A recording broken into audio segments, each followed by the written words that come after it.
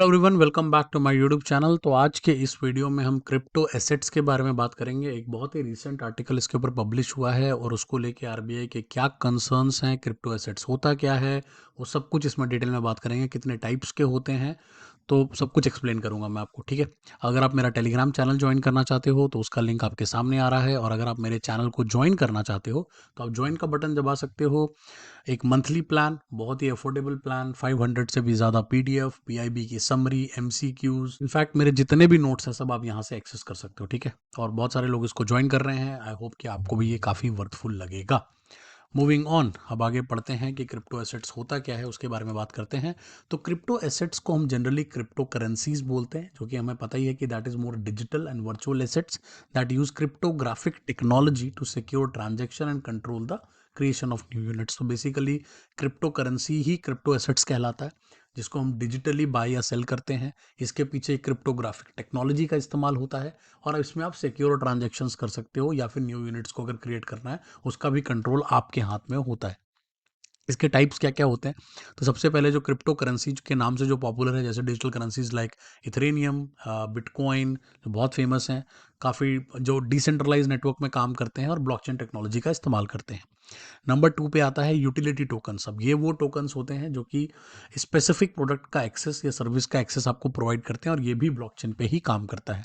Number 3 पे जो हमारे सामने आता है that is called security tokens. तो ये वो डिजिटल एसेट्स होते हैं जो रिप्रेजेंट करते हैं ओनरशिप को इन एन एसेट। तो आप कोई भी एसेट अगर आप ले रहे हो, चाहे वो शेयर्स हैं किसी पर्टिकुलर कंपनी के, तो ये उसके एसेट्स को रिप्रेजेंट करेगा, सिक्योरिटी टोकन्स।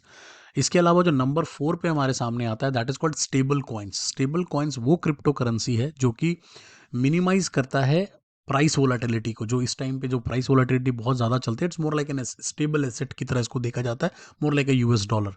तो ये आपका चौथे नंबर का कॉइन हो गया। और जो फिफ्थ वन है that is called NFTs, non fungible tokens. तो ये वो यूनिक डिजिटल एसेट्स हैं that represent the ownership of specific item और पीस ऑफ कंटेंट। कोई पर्टिकुलर आर्ट की हम बात करें, कोई कलेक्शन की बात करें, तो इस तरह से डिफरेंट डिफरेंट तरह के क्रिप्टो में आप इन्वेस्ट कर सकते हो, डिपेंडिंग अपॉन कि आप किस तरह का एसेट बनाना चाह रहे हो, ठीक है। तो आई होप कि आपको समझ में आ गया हो कि क्रिप्टो एसेट्स क्या होते हैं और उसके टाइप्स क्या होते हैं, क्योंकि ये आर्टिकल में नहीं था, ये मैंने सेपरेटली ऐड किया जस्ट टू एक्सप्लेन यू। अब आते हैं कि भाई पूरा मुद्दा उस आर्टिकल का है क्या और हमें क्या समझने की जरूरत है। तो आरबीआई का बहुत बड़ा कंसर्न क्रिप्टो एसेट्स में नजर आ रहा है। क्या कंसर्न है उसके बारे में बात करते हैं। पहली बात तो कि वाइड स्प्रेड यूज हो रहा है क्रिप्टो कहीं ना कहीं अब। और जैसे स्टेबल कॉइन, जैसे मैंने आपको जस्ट समझाया कि स्टेबल कॉइन होता क्या है, राइट। और वो कहीं ना कहीं आपकी फाइनेंशियल स्टेबिलिटी और माइक्रो इकोनॉमिक स्टेबिलिटी को काफ़ी नुकसान पहुंचा सकता है। क्या रिस्क हो सकते हैं? तो पहला, आपकी जो मॉनेटरी पॉलिसी है उसकी इफेक्टिवनेस को कम करता है ये। नंबर 2, आपकी जो फिस्कल रिस्क है उसको वो काफ़ी वर्सन कर सकता है, काफ़ी बढ़ा सकता है। इसके अलावा consumption of the capital flow, जो कैपिटल फ्लो का आप मेजर्स लेते हो, उसको भी कहीं ना कहीं ये ट्रबल में डाल सकता है। प्लस जो डाइवर्जन ऑफ रिसोर्सेज है वो बढ़ सकता है फ्रॉम द रियल इकोनॉमी। तो कहीं ना कहीं ये सारे रिस्क जो हैं वो आरबीआई को दिख रहे हैं because of crypto assets.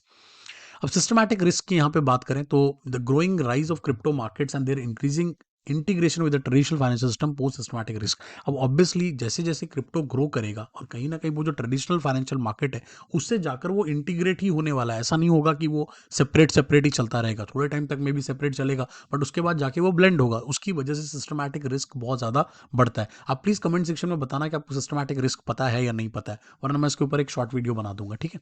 Stable coin की अगर हम बात करें, despite of pegging into reserve assets like fat currencies और करेंसी और present in the run risk that could destabilise market. अब स्टेबल कॉइन चूंकि वो स्टेबल है, राइट, बट स्टिल अगर उसमें बहुत ज्यादा इन्वेस्टमेंट बढ़नी शुरू हो जाएगी तो कहीं ना कहीं वो आपके मार्केट्स को बहुत डिस्टेबलाइज कर सकता है, राइट। और उसका एक बड़ा रीजन ये भी है कि सबको पता है कि क्रिप्टो का ग्रोथ बहुत ही, कहते हैं ना कि बहुत ही मैसिव ग्रोथ होता है इसमें। तो इस वजह से जब कोई ऐसी चीज मार्केट में आएगी ना, तो आप देखोगे ऑटोमेटिकली लोगों में होगा कि भाई लोग तो पैसा ही बनाना चाहते हैं, राइट। तो लोग बहुत सारा पैसा इधर से निकाल करके उधर डालने की कोशिश करेंगे और उसमें बहुत सारी चीजें हिलनी शुरू हो जाएगी, right. So that is one of the ways इसकी वजह से प्रॉब्लम हो सकता है। इसके अलावा ग्लोबल फाइनेंशियल स्टेबिलिटी कंसर्न भी नजर आता है। जो आईएमएफ है उन्होंने भी एक रिपोर्ट निकाली थी, जिस रिपोर्ट में उन्होंने बताया था कि भाई ये जो क्रिप्टो का पूरा मार्केट है कहीं ना कहीं अनरेगुलेटेड है, अनचेक्ड है, और इसके ग्लोबल इंप्लीकेशंस काफी खतरनाक हो सकते। अब अगर मार्केट डेवलपमेंट्स की बात करें तो अभी रिसेंटली आपको पता होगा बिटकॉइन बहुत तेजी से सर्च किया। इनफैक्ट बिटकॉइन तो वो $1.5 लाख तक चला गया था। मेरे ख्याल से हाईएस्ट इसका 1,62,000 के अराउंड है। दिसंबर के एंड में 1,08,000 पे ख़त्म किया था, बट ऑलरेडी काफ़ी भाग चुका है ये, ठीक है। और जो प्राइस है वो ऑलमोस्ट डबल हुआ है, ऑलमोस्ट डबल हुआ है। जब से डोनाल्ड ट्रंप पावर में आए, क्रिप्टो की तो क्रिप्टो रॉकेट हो गया, राइट। खासकर बिटकॉइन। स्टेबल कॉइन्स का भी एक्सपेंशन बहुत तेज़ी से हो रहा है मार्केट में, नए नए स्टेबल कॉइन्स आ रहे हैं, एंड जिसकी वजह से lending, borrowing, trading in assets में कहीं ना कहीं फैसिलिटेट कर रहा है उस चीज़ को। वो ईजी है, थोड़ा स्टेबल है, तो कहीं ना कहीं लोगों को लग रहा है कि हाँ भाई इसमें जा सकते हैं, इतना रिस्क नहीं है, more like a dollar, right. Stability through pegging into reserve assets like US dollar. जैसे मैंने आपको पहले भी बताया कि जैसे जैसे ये मेन स्ट्रीम का पार्ट होता चला जाएगा, वैसे वैसे सिस्टमैटिकली रिस्क बढ़ेगा, और वो एक चैलेंज होने वाला है हर कंट्री के लिए, क्योंकि इतना रेगुलेटेड तो है नहीं, तो रेगुलेशंस बनानी पड़ेगी, and it would be a difficult task.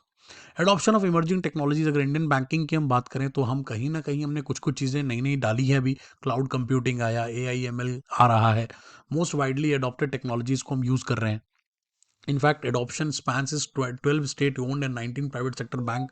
नवंबर 2024 में जो अभी नया ये बताया जा रहा है कि स्टेट बैंक, मतलब टोटल जो स्टेट के हमारे बैंक्स हैं, PSUs हैं, उसमें 12 बैंक्स में यूज़ हो रहा है, और 19 प्राइवेट सेक्टर बैंक्स में भी इस्तेमाल हो रहा है इनका। एप्लीकेशन इन बैंकिंग की बात करें तो AI ML को आप कहीं ना कहीं अभी कस्टमर सर्विस में यूज़ कर रहे हो, सेल्स में यूज़ कर रहे हो, मार्केटिंग में यूज़ कर रहे हो, रिस्क मैनेजमेंट में यूज़ कर रहे हो, KYC में यूज़ कर रहे हो। और क्लाउड कंप्यूटिंग को हम मेनली फाइनेंशियल सर्विसेज कॉस्ट में यूज़ कर रहे हैं, स्केलेबिलिटी में यूज़ कर रहे हैं, इंफ्रास्ट्रक्चर में यूज़ कर रहे हैं। ये वाली इंफॉर्मेशन बहुत इंपॉर्टेंट है, मेरे ख्याल से आपको डेफिनेटली नोट डाउन करनी चाहिए, क्योंकि कई बार हमें यही क्वेश्चन आ जाता है कि बैंक में ये सारी चीज़ें कहाँ कहाँ इस्तेमाल होती हैं। तो this is a very good part, आप प्लीज़ इसको नोट कर लेना। सिग्निफिकेंस एंड पॉलिसी मेकिंग की क्या ज़रूरत है? जैसा मैंने आपको बताया कि भाई थ्रेट तो डेफिनेटली दिख रहा है। अभी चूंकि मार्केट साइज़ थोड़ा छोटा है, स्मॉल है, तो वो इतना ज़्यादा प्रॉब्लम नहीं कर रहा, बट धीरे धीरे करके जैसे जैसे मार्केट साइज़ बढ़ेगा, ट्रेडिशनल सिस्टम को डिसरप्ट करने का हाई प्रोबेबिलिटी नज़र आती है। रेगुलेटरी मेजर्स बहुत ज़्यादा ज़रूरी हैं ताकि आप रिस्क को रोक पाओ। और अगर आप स्टेबल कॉइन की भी बात करो तो कहीं ना कहीं वो है तो एक डिजिटल एसेट ही, अब चलता तो ब्लॉकचेन पे ही है, राइट। तो at the end of the day उसमें रिस्क तो रहेगा ही रहेगा। Call for global coordination plus, अकेले सिर्फ इंडिया से बात नहीं बनने वाली, सिस्टमैटिक रिस्क हर कंट्री कहीं ना कहीं से फेस करेगी। तो इट्स वेरी इंपॉर्टेंट कि एक इंटरनेशनल रेगुलेटरी बॉडी भी इसमें होनी ज़रूरी है ताकि वो रिस्पॉन्सेस को ले सके। बैलेंसिंग इनोवेशन एंड सिक्योरिटी, अब ये आपको समझना पड़ेगा कि देखो भाई, हमेशा इनोवेशन या टेक्नोलॉजी हमें फैसिनेट करती है, हमें अच्छा लगता है, चाहे वो कोई भी AI हो, कोई भी ML हो, क्लाउड कंप्यूटिंग हो, हमें एफिशिएंट बनाता है, इसमें कोई शक नहीं है। But at the same time security is the, ये फाइनेंशियल मैटर है, तो at the end of the day security becomes most important, right.